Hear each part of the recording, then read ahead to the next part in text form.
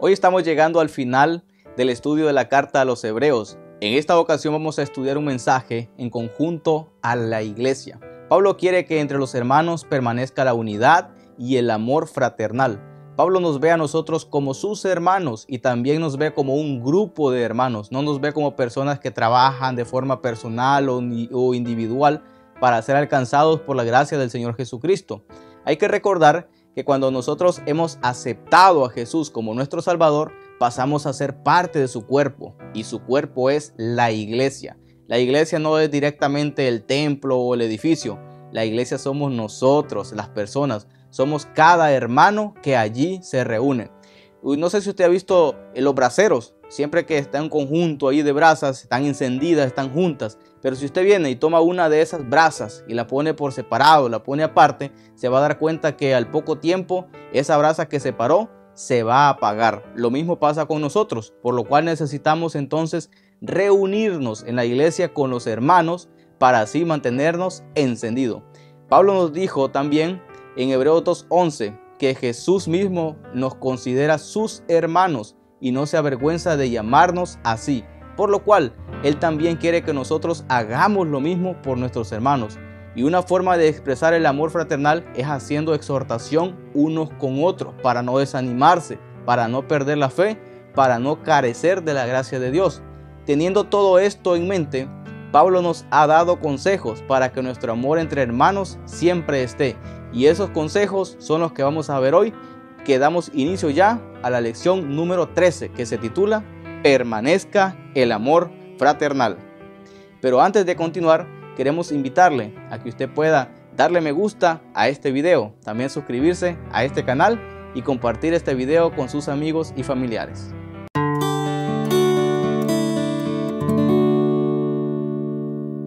El primer consejo que Pablo nos da está en Hebreos 13 del 1 al 2, que dice: permanezca el amor fraternal. Versículo 2. No os olvidéis de la hospitalidad, porque por ella algunos, sin saberlo, dice aquí, hospedaron ángeles. Una práctica que ayuda a que el amor en la iglesia permanezca es practicar la hospitalidad. Pero, ¿qué es hospitalidad? Es recibir en su casa con amabilidad a un visitante o un extranjero. Recuerdo que cuando he andado como impartiendo estudios bíblicos en diferentes lugares, trabajando como obrero bíblico, he tenido la oportunidad de ser hospedado por algunos hermanos, los cuales me han recibido muy bien y me he sentido bastante acogido. Y esos hermanos pues han practicado la hospitalidad. Y el consejo de Pablo es que todos nosotros lo debemos hacer. Cuando Pablo dice no se olviden de la hospitalidad, no es simplemente al hecho de olvidar, de perder ese algo que debemos hacer en nuestra mente. Más bien, él está preocupado porque algunos que aún lo saben muy bien, no lo hacen. Pablo también no habla de hospedar solamente a hermanos de la fe. Él nos recuerda que algunos, sin saberlo, incluso han hospedado ángeles. Un ejemplo claro de ello es Abraham, cuando estaba allá en su tienda con su familia, con su esposa, sus empleados. Y resulta de que de pronto ve que iban unos hombres acercándose hacia donde él. Sin darse cuenta, pues bueno, Abraham salió a recibirlos, le lavó sus pies, les dio alimentos y un lugar donde pasar la noche. Y resulta que esos eran hombres, o esos hombres eran ángeles. En la antigüedad era un privilegio para las personas hospedar a otros. Hoy nosotros vivimos en tiempos peligrosos, que da miedo pues meter a cualquier persona en la casa. Pero es sorprendente que a veces ni a los propios hermanos se les quiere hospedar por algún momento. Este acto fortalece el amor entre hermanos. Sabemos que los hermanos no son solamente los que están en la iglesia. Hay millones más de hermanos en todo el mundo. Y si esperamos ir al cielo, sabemos que debemos de compartir con ellos todos los días, porque ahí en el cielo vamos a pasar tiempo juntos. Pero si no quiere compartir con ellos ahora, no sé qué tanto futuro tengan los planes de ir al cielo para los que piensan de esta manera. Y dijo Jesús en Lucas 9:58, palabras que la verdad que deben de impactar a nosotros. Dice Jesús: las zorras tienen guarida y las aves tienen nidos, pero dice, el Hijo del Hombre no tiene dónde recostar su cabeza. Jesús no tenía casa, a veces tuvo que quedarse a dormir en el monte, quizá porque nadie le ofreció hospedaje.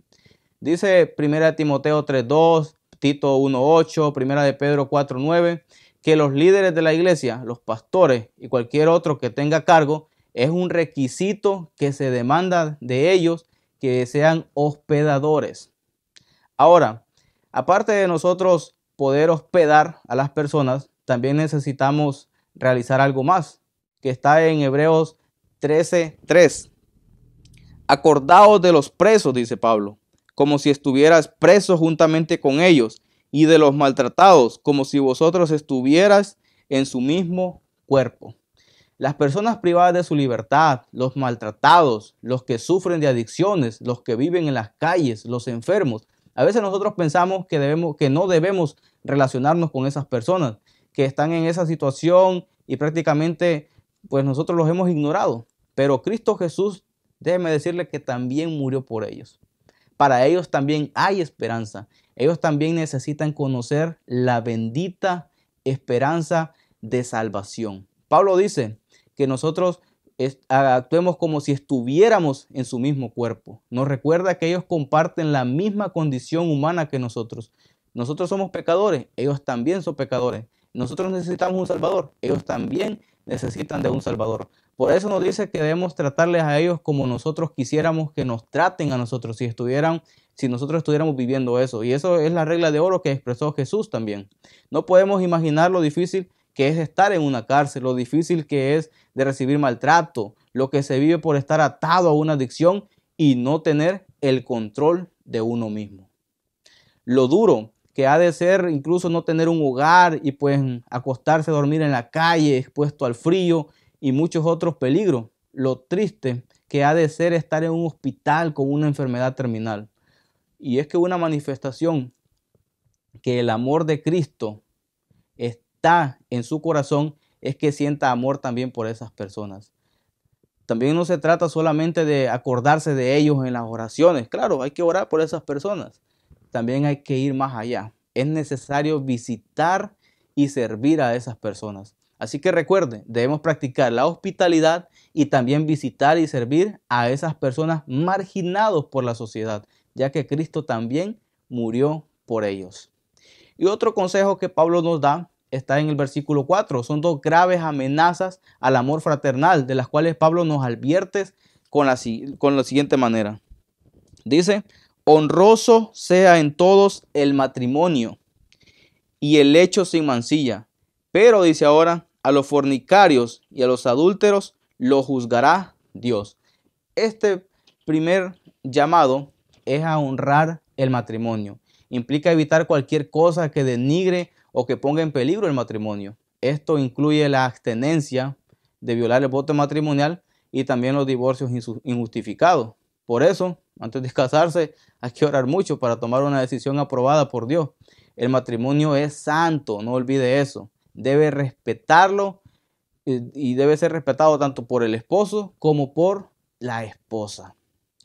Se debe también evitar las relaciones sexuales fuera del matrimonio. Hoy en día la sociedad ha enseñado pues mucha libertad.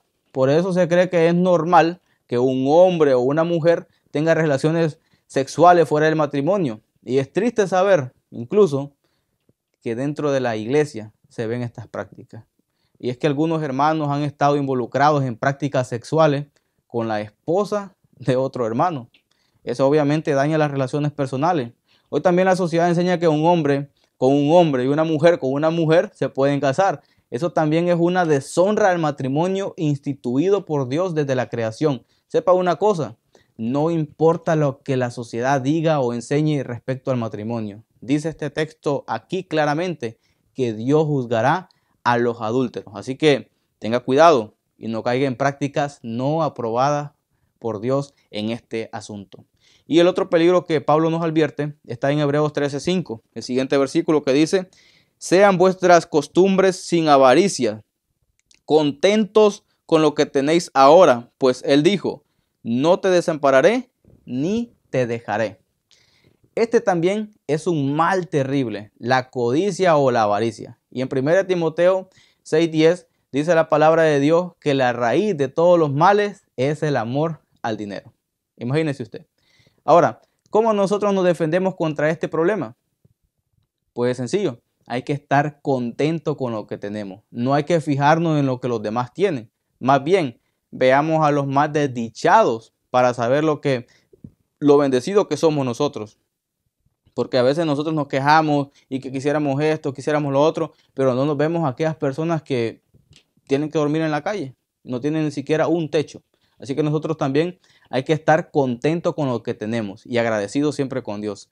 Y es que los cristianos deben ver y amar la promesa que aquí se menciona en este texto: no te desampararé ni dejaré. Esta promesa está en diferentes lugares en la Biblia y circunstancias, y está disponible para nosotros también hoy en día. Hoy hay una sociedad muy materialista y se cree que el que tiene más lujo es quien vive mejor.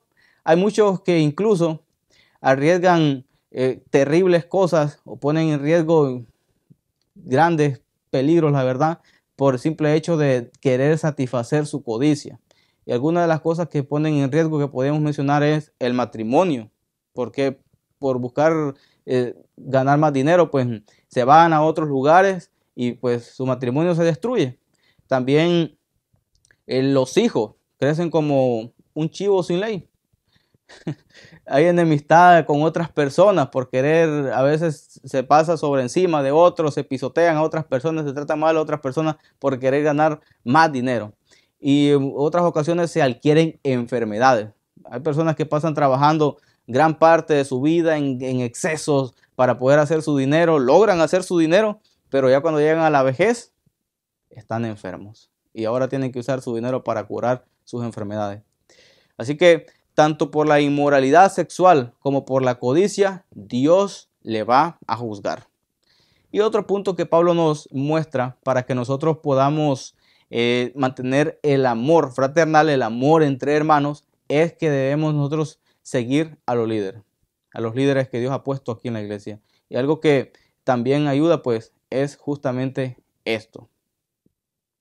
Y dice Hebreos 13, versículos 7 y el 17. Dice el 7: acordaos de vuestros pastores que os hablaron la palabra de Dios, considerad cuál haya sido el resultado de su conducta e imitad su fe. Ahora el 17: obedeced a vuestros pastores y sujetaos a ellos, porque ellos velan por vuestras almas, como quienes han de dar cuenta, para que lo hagan con alegría sin quejarse, porque esto no os es provechoso. Esta es una exhortación a respetar y obedecer a los líderes de la iglesia. Dios ha elegido líderes humanos aquí en la tierra para que guíen su iglesia. Un ejemplo claro de ellos, pues, es Moisés. Cuando el pueblo de Israel salió de Egipto, Moisés era el líder humano que iba o que fue puesto por Dios, que transmitía los mensajes por parte de Dios. Así que hoy en día Dios también tiene líderes aquí en la tierra, y las instrucciones que Él quiere transmitir a su pueblo las da a través de estas personas que Dios ha puesto aquí. Y en un momento también, cuando Moisés murió, fue Josué el elegido como líder. Quizás usted antes tenía un pastor al cual apreciaba y ahora tiene otro que probablemmente no es de su agrado, pero sepa que el Señor quiere que respetemos nosotros a todos los líderes. También los pastores y demás líderes de la iglesia tienen una gran responsabilidad de velar por las almas de aquellos que han sido puestos a su cargo. Ellos siguen las órdenes de Dios y no se disparan y hacen lo que quieren. Así que los líderes y pastores, pues hay que tener también cuidado.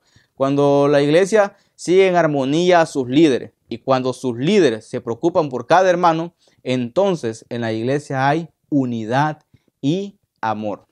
También Pablo nos aconseja de otro punto que está en el versículo 9 del mismo capítulo de Hebreos 13. Nos dice: no os dejéis llevar de doctrinas diversas y extrañas. Es mejor, dice aquí, afirmar el corazón con la gracia, no con alimentos que nunca aprovecharon a los que se han ocupado de ellos. Algo que pasa en la iglesia, o que pasaba en la iglesia en los tiempos de Pablo, es que ellos seguían practicando cosas que eran parte de rituales o ceremonias de sacrificios. Eso ya no era necesario. ¿Por qué? Porque Jesús vino a cumplir todo lo que apuntaba a él.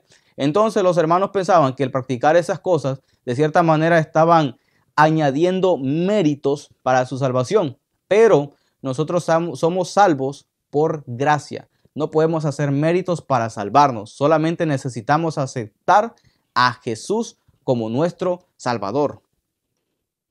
Al hacerlo, pues Él nos ayuda a serle fiel y a vivir por fe. Así que Pablo quiere dejar claro que no podemos añadir nada a la gracia de Dios.